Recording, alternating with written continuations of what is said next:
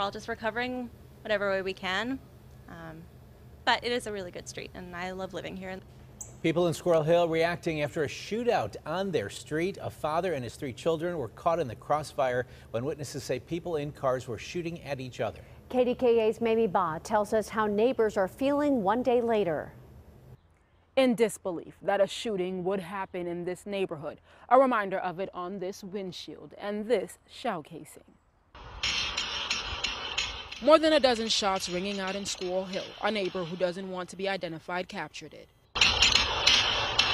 After back-to-back shots, it gets quiet. Then you hear several more shots. People couldn't believe what they were hearing. I was feeding my baby, and like 10-15 shots, which I thought was a car backfiring, until that guy across the street found a bullet hole in his car. It sank in even further when McCall Detel discovered a hole in her hubcap.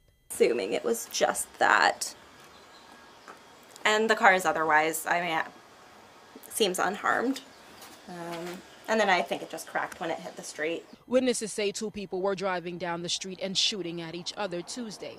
A father and his 3 children were caught in the crossfire. They were in this white minivan. You can see where the bullet struck the front windshield. He was grazed in the shoulder by a bullet, but he's okay.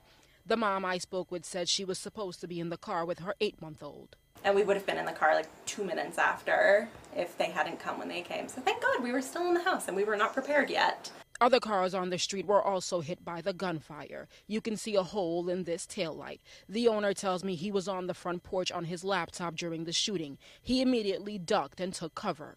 One day later, he and many others are still in shock. There would have been better ways to go about settling your differences and to bring it into this street and to endanger people. I mean, we're lucky that there weren't more people outside just walking. Pittsburgh police tell me detectives are reviewing all the evidence. There are no arrests at this time. Reporting in Squirrel Hill, Mamie Ba, KDKA-TV News.